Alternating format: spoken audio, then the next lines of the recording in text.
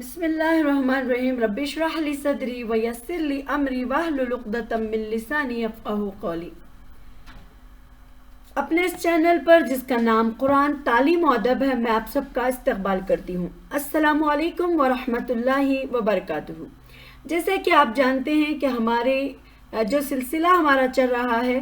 عورت قرآن کی نظر میں، اس کا آج میں انشاءاللہ لوں گی 6 پارٹ، اور اس میں ہم دیکھیں گے کہ اللہ تعالیٰ نے عورت کی حیثیت اور مرتبے کے مطابق پردے کے کیا احکام دیے ہیں، اور پھر مردوں کو اپنی نگاہیں نیچے رکھنے کا حکم دیا ہے۔ اور اس کے بعد والی ویڈیو میں ہم انشاءاللہ دیکھیں گے کہ عورتوں کو بھی اللہ تعالیٰ نے اپنی نگاہوں کے بارے میں کیا حکم دیا ہے۔ چلیے اب ہم یہاں پر دیکھیں گے، اللہ تعالیٰ ارشاد فرماتے ہیں، یا نساء النبی، اے نبی کی بیویوں یعنی اور نبی کی عورتوں، لستن کعہد من نساء، تم دوسری عورتوں کی طرح نہیں ہو، ان اتقیتن،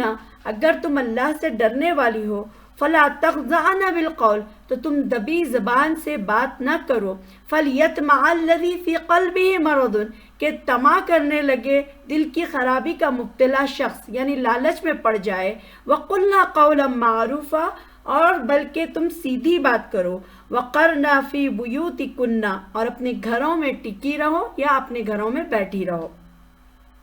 ولا تبرجنا، اور نہ تم زیب و زینت ظاہر کرو، تبرج الجاہلیت الاولی، اور جہالت والے دور یعنی پہلے دور کی جاہل عورتیں جو سج دھج کر دکھاتی پھرتی تھیں، وَأَقِمْنَا الصَّلَاةَ، اور تم نماز قائم کرو، وَآتِينَا الزَّكَاةَ، اور تم زکوٰۃ دو، وَأَطِيعْنَا اللَّهَ وَرَسُولَهُ، اور اللہ اور اس کے رسول کی اطاعت کرو،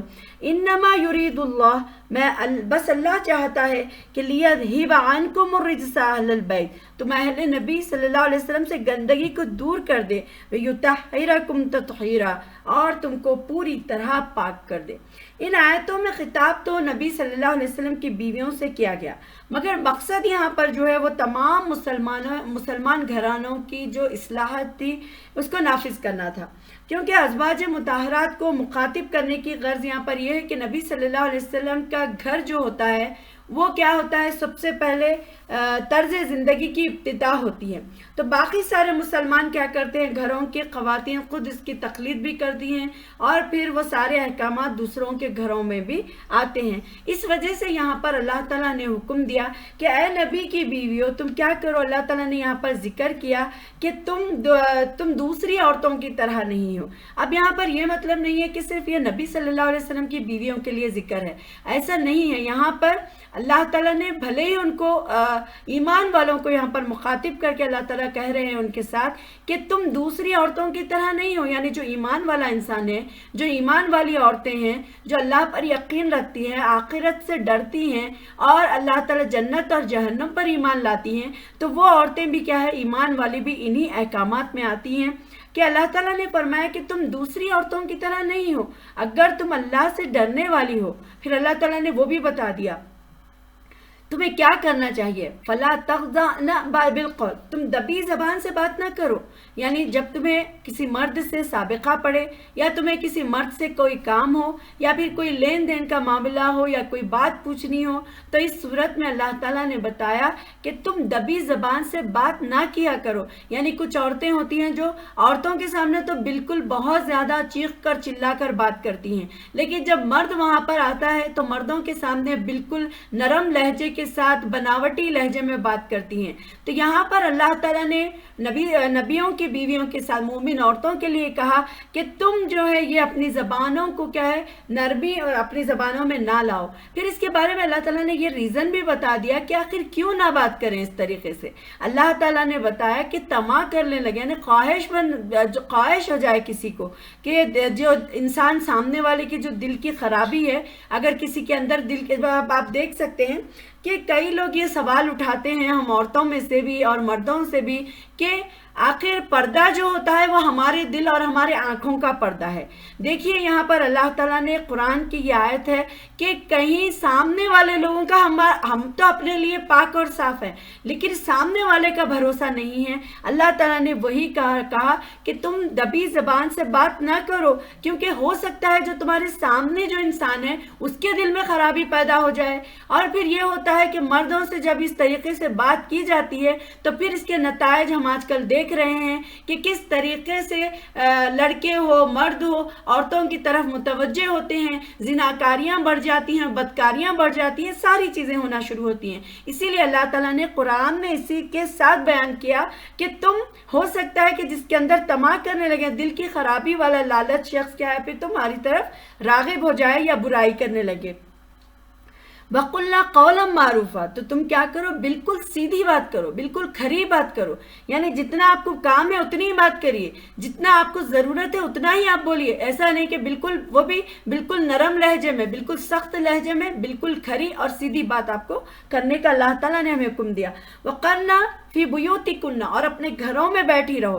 اور تم اپنی زیب و زینت کو ظاہر نہ کرو، جیسے کہ جاہلیت میں، دور جاہلیت کی عورتیں اپنی زیب و زینت کر کے سج دھج کر کیا ہے دکھاتی پھرتی تھی۔ تو اللہ تعالیٰ نے یہاں پر صاف منع کر دیا کہ بات کرنا ہے، اگر ضرورت پڑے تو بالکل سیدھی اور کھری بات کریں، اور پھر سج دھج کے یا اپنے زینت کو ظاہر نہ کریں۔ اب یہاں پر دیکھیں کہ یہ کتنی پیاری اور اہم آیت ہے کہ یہاں پر اللہ تعالیٰ نے زیب و زینت کو ظاہر کرنے سے منع کیا ہے۔ اور آج ہمارے برقعوں کا کیا حال ہے، ہمارے برقعے اتنے زیادہ کلرفل، اتنے شائننگ فل، اس میں اتنی زیادہ ورک کیا ہوا ہے کہ کوئی بھی جاننے والا ہم کو پہچان لے گا کہ یہ ہم کون جا رہے ہیں وہاں پر، جبکہ پردے کا حکم یہی ہے کہ تم ستائی نہ جاؤ، تم پہچانی نہ جاؤ اور ستائی نہ جاؤ۔ اب یہاں پر دیکھیے تو زیب و زینت ظاہر کرنے میں یہ ساری چیزیں آتی ہیں۔ اب کئی عورتیں یہ سمجھتی ہیں کہ اگر ہم اندر سے کپڑے تو کچھ بھی پہن لو، لیکن اوپر سے ہمارے عبایا کیا ہے اچھا ہونا چاہیے، اور اس کو ہم کیا ہے یہی دکھا سکتے ہیں۔ تو زیب و زینت والی کوئی بھی چیز ہم کو اٹریکٹ کرنے والی نہیں پہننا ہے، اور نہ سج دھج کے اس طریقے سے نکلنا ہے۔ وَأَقِمْنَا الصَّلَاةَ، اور نماز قائم کرو، وَآتِينَا الزَّكَاةَ، اور زکوٰۃ دو۔ اب اس کے بعد اللہ تعالیٰ نے بتایا کہ تم کیا کرو، نماز قائم کرو اور زکوٰۃ دو، اور اللہ اور اس کے رسول کی اطاعت کرو، کیونکہ اللہ اور رسول کی جو اطاعت کرنے والا ہوتا ہے وہ اللہ تعالیٰ کا فرما بردار ہوتا ہے، اسے اپنے حدود پتہ ہوتے ہیں کہ کیا صحیح ہے کیا غلط ہے، مجھے کیا کرنا چاہیے مجھے کیا نہیں کرنا چاہیے۔ اگر وہ کوئی غلط کرتا بھی ہے یا کرتی بھی ہے تو اسے پتہ چل جاتا ہے کہ یہاں پر میں نے فلاں چیز غلط کی ہے۔ تو اس طریقے سے بس اللہ تعالیٰ چاہتا ہے کہ تم اہل نبی جو ہیں ان کی گندگی کو دور کر دے اور تم کو پوری طرح پاک اور صاف کر دے۔ تو یہاں پر اللہ تعالیٰ نے اس آیت کو نازل کر کے یہی سمجھایا، اور اس کے بارے میں آتا ہے کیونکہ جو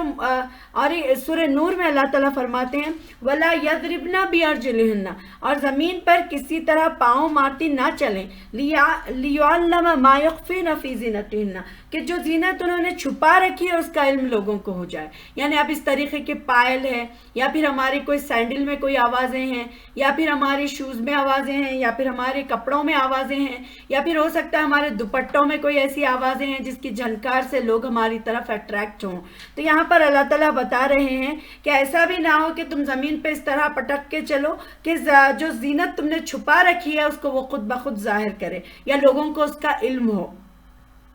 تو اس سے صاف ظاہر ہے کہ عورتیں خواہ مخواہ کیا ہے اپنی آواز یا اپنے زیوروں کی جھنکار یا پھر جھنجھنے جیسی چیزیں یا پھر کیا کہتے ہیں جو آوازیں آنے والی جتنی بھی چیزیں ہیں یا برقعوں کو لگے ہوتی ہیں یا کپڑوں کو لگے ہوتے ہیں، اس طریقے کی ساری چیزیں کیا ہے پہننا جائز نہیں ہے۔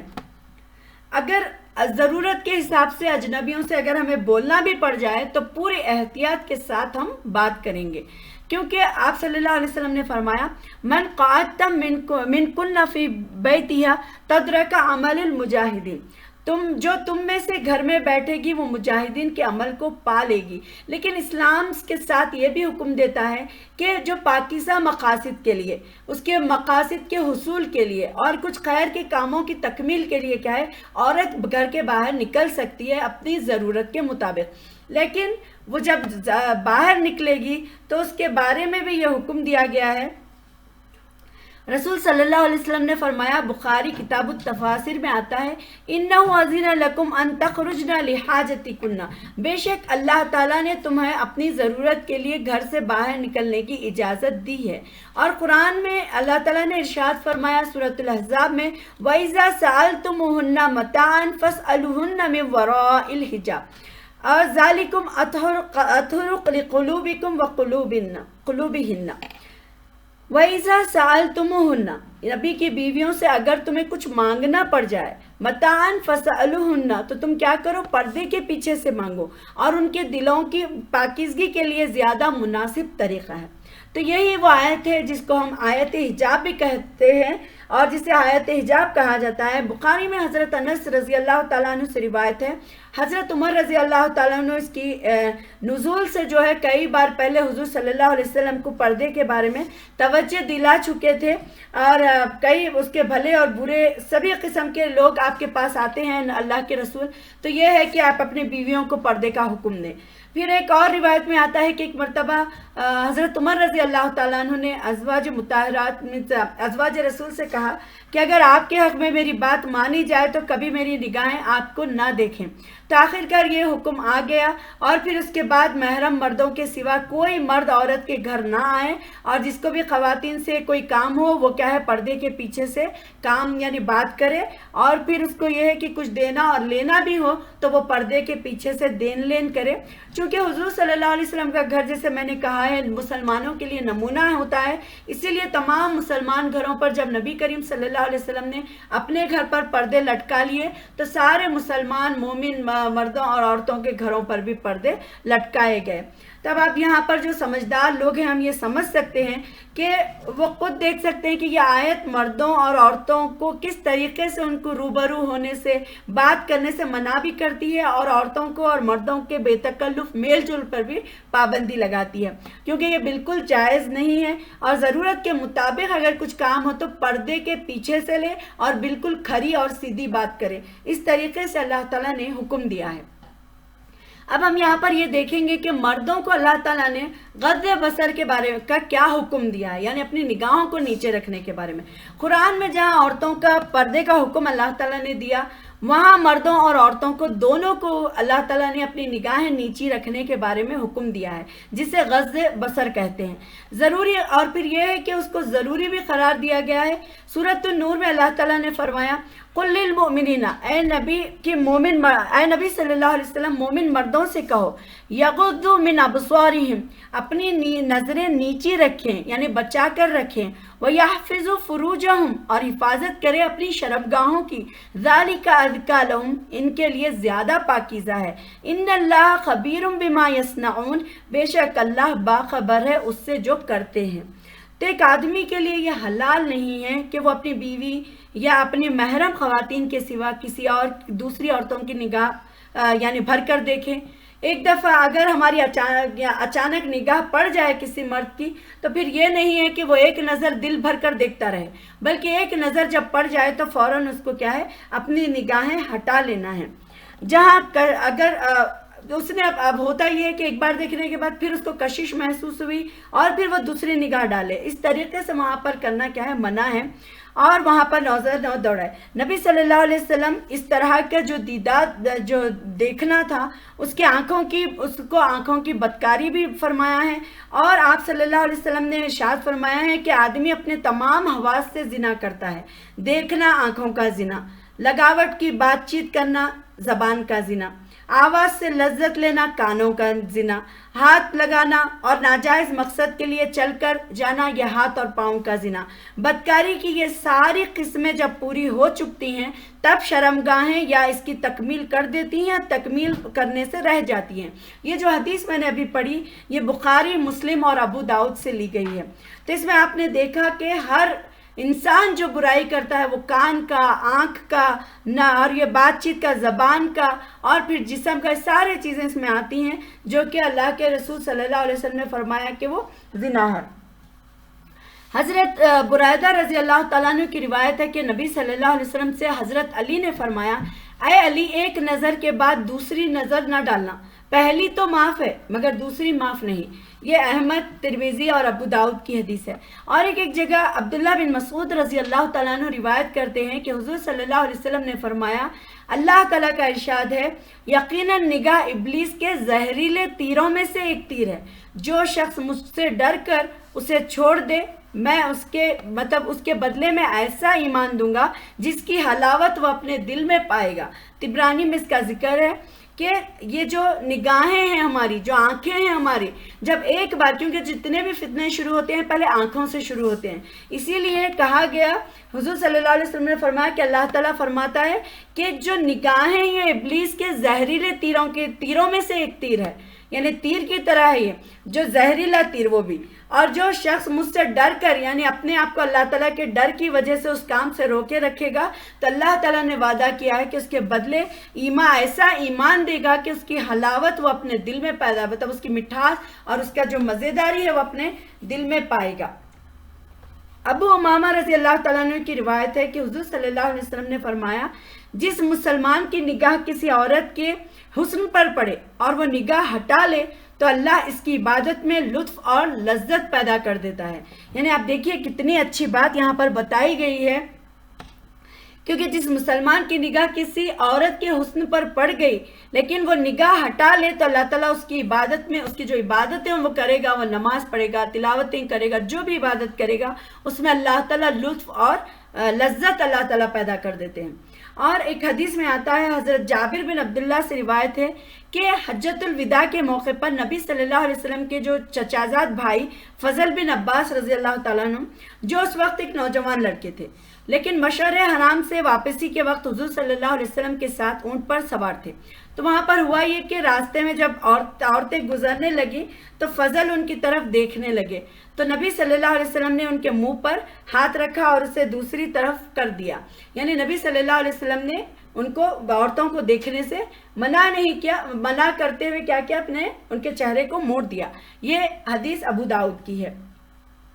اور اسی حجۃ الوداع کا جو ایک قصہ ہے کہ قبیلہ قسم کے ایک عورت جو تھی راستے میں حضور صلی اللہ علیہ وسلم کو روک کر حج کے متعلق کچھ سوالات کر رہی تھی، یعنی کچھ مسئلے ان سے پوچھنے لگی، اور پھر فضل بن عباس نے اس پر نظریں گاڑ دی تو نبی صلی اللہ علیہ وسلم نے ان کا منہ پکڑ کر دوسری طرف کر دیا۔ تو یہاں پر ہمیں پتہ چلا، یہ حدیث جو میں نے ابھی بیان کی یہ ترمذی، ابو داؤد اور بخاری کی ہے، تو یہاں پر ہمیں پتہ چلا کہ عورتوں کو دیکھنے سے کس طریقے سے اللہ کے رسول منع کرتے تھے، اور پھر ساتھ ہی جو دیکھتے تھے ان کے چہرے کو پلٹا دیا کرتے تھے۔ تو اسے غض بصر کا جو حکم مردوں اور عورتوں کو جو دیا گیا ہے، اس کا مطلب یہ نہیں ہے کہ مردوں کو حکم دیا گیا ہے تو عورتیں بھی کیا ہے کھلی آزاد ہیں، ایسے نہیں ہیں، عورتوں کو کھلا پھرنے کی اجازت نہیں دی گئی۔ اور پھر سورۃ الاحزاب میں احکام حجاب جو نازل ہونے کے بعد جو پردہ مسلم معاشرے میں یعنی رائج کیا گیا تھا، اس میں چہرے کا پردہ بھی شامل تھا، اور نبی صلی اللہ علیہ وسلم کے زمانے میں اس کا جو رائج ہونا کیا ہے، کثرت، ہم کو بہت ساری روایتیں اس کے بارے میں ملتی ہیں کہ نبی کریم صلی اللہ علیہ وسلم نے اور اس دور کی عورتیں وہ حجاب کیا کرتی تھی۔ جیسے کہ ہم دیکھتے ہیں کہ واقعہ افک میں جب عائشہ رضی اللہ تعالیٰ عنہ پر جب تہمت لگائی گئی تو حضرت عائشہ رضی اللہ تعالیٰ عنہ کا وہ بیان، جس میں عائشہ رضی اللہ تعالیٰ عنہ فرماتی ہیں کہ جنگل سے واپس آ کر جب میں نے دیکھا کہ قافلہ چلا گیا ہے تو انہوں نے کیا کیا، وہیں پر بیٹھ گئی، اور اس کے بعد وہ نیند کا ایسا غلبہ آ گیا کہ وہ سو گئی۔ تو ہوا یہ کہ صبح جب صفوان بن معطل وہاں گزرا تو دور سے مطلب انہیں پڑا ہوا دیکھ کر وہ ان کے قریب آیا۔ جب انہوں نے قریب آیا تو دیکھ کر ان کو پہچان لیا، کیونکہ وہ کہتی ہیں کہ حجاب کے حکم سے پہلے وہ مجھے دیکھ چکے تھے۔ مجھے پہچان کر جب اس نے انا للہ و انا الیہ راجعون پڑھا تو اس کی آواز سے میری آنکھ کھل گئی اور میں نے اپنی چادر سے اپنا منہ ڈھانپ لیا۔ تو یہ بخاری اور مسلم کی حدیث ہے۔ تو اس سے ہمیں اندازہ ہوتا ہے کہ عائشہ رضی اللہ تعالیٰ نے اگر پردے کا حکم نہ آیا ہوتا تو وہ اپنے چہرے پہ کیوں ڈھانکتی، کیونکہ اس وقت عورتیں جب پردے کا حکم آیا تو اپنے اوپر، اپنے چہروں پر پردہ لٹکا لیا کرتی تھیں۔ تو اسی لیے عائشہ رضی اللہ تعالیٰ عنہ حالانکہ جب پردے کا حکم نہیں آیا تھا تو وہ ان کو دیکھ چکے تھے، لیکن اس کے باوجود جب حکم خدا آ گیا تو اس کے باوجود انہوں نے یہ شرم نہیں محسوس کی، ہم تو اتنے سالوں سے سامنے آتے ہیں، پھر کس طریقے سے پردہ کریں یا پھر ہم کیسے کریں، اس سے کوئی فیلنگ نہیں۔ اس کے بعد وہ کیا ہے، پھر پردے کے احکام کے حکم کے وجہ سے انہوں نے اپنے منہ کو ڈھانپ لیا۔ کتاب الجہاد میں ایک اور واقعہ آتا ہے کہ خاتون ام خلاد کا لڑکا ایک جنگ میں شہید ہو گیا تھا، اور اس کے متعلق دریافت کرنے کے لیے نبی صلی اللہ علیہ وسلم کے پاس وہ آ رہی تھی، مگر اس حال میں بھی وہ کیا ہے اپنے چہرے پر نقاب پہنے ہوئے تھی اور ان کے چہرے پر نقاب تھا۔ بعض صحابہ نے حیرت سے کہا کہ اس وقت بھی تمہارے مطلب یعنی تمہارے چہرے پر اس حالت میں بھی مطلب پردہ پڑا ہوا ہے یا نقاب پڑی ہوئی ہے، یعنی بیٹے کی شہادت کی خبر سن کر ویسے تو ایک ماں کو کیا ہے تن مدن اس کا ہوش نہیں رہتا، لیکن تم اس اطمینان کے ساتھ یعنی باپردہ آئی ہو جواب میں کہنے لگیں کہ میں نے بیٹا تو ضرور کھویا ہے مگر میں نے اپنی حیا نہیں کھوئی۔ تو یہ اور پھر یہ ہے کہ اس سے ہمیں پتہ چلا کہ عورت اگر غم میں بھی ہے، مصیبت میں بھی ہے، کسی بھی پریشانی میں ہے تو پردے کا پورا لحاظ رکھا جائے اور پورے چیزوں کا ذہن میں رکھیں۔ تو اور یہ یہاں پر یہ بھی ہم جانیں گے کہ دو صورتیں ہیں جس میں کیا ہے عورت کو دیکھا جا سکتا ہے۔ ایک صورت یہ ہے کہ واقع میں اگر حقیقی دیکھنے کی ضرورت ہے، جیسے کوئی شخص کسی سے نکاح کرنا چاہتا ہے تو کہ اس غرض کے لیے عورت کو دیکھنے کی اجازت دی گئی ہے، اور کہا بھی جاتا ہے کہ اگر عورت کو معلوم نہیں ہے اور انجانے طور پر بھی اگر وہ دیکھ لے تو اس میں کوئی مذاکرہ نہیں ہے۔ اور پھر مغیرہ بن شعبہ کی ایک روایت ملتی ہے کہ میں نے ایک جگہ نکاح کا پیغام دیا، رسول صلی اللہ علیہ وسلم سے پوچھا رسول صلی اللہ علیہ وسلم نے ان سے پوچھا کہ تم نے لڑکی کو بھی دیکھ لیا ہے؟ تو میں نے عرض کیا نہیں۔ آپ صلی اللہ علیہ وسلم نے فرمایا انظر الیہا، لڑکی کو دیکھ لو کیونکہ انصار کی آنکھوں میں کچھ خرابی ہوتی ہے۔ یہ حدیث جو میں نے ابھی بیان کی یہ مسلم، نسائی اور احمد سے لی گئی ہے۔